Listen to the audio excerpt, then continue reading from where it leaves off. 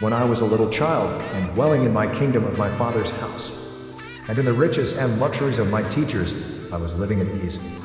Then, from our home in the east, after they had made preparations, my parents sent me forth. Then they made with me an agreement, and they inscribed it in my heart so that it would not be forgotten.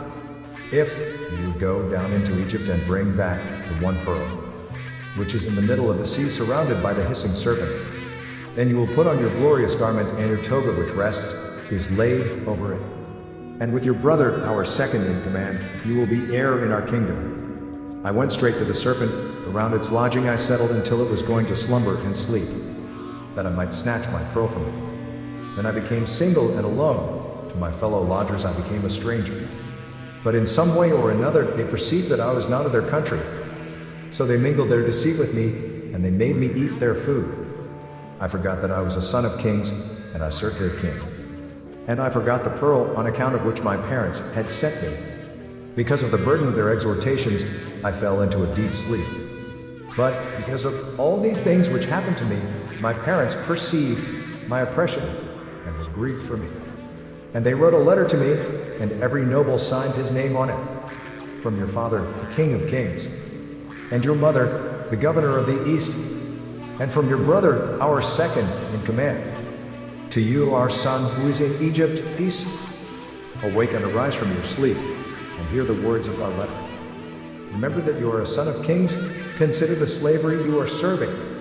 Remember the pearl on account of which you were sent to Egypt. Think of your glorious garment. Remember your splendid toga, which you will put on, and wherein your name is called out from the book of the combatants, athletes. And with your brother, our viceroy, with him you will be in our kingdom. I remembered that I was a son of kings, and my free soul longed for its natural state. I remembered the pearl on account of which I was sent to Egypt.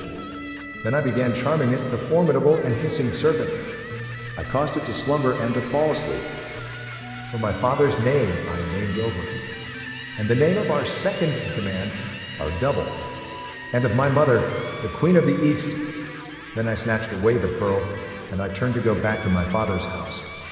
And their filthy and unclean clothing I stripped off and left it in her country, and my glorious garment which I had stripped off, and my toga which was wrapped with it, from Ramatha and Rekon, from the heights of Hyrcania.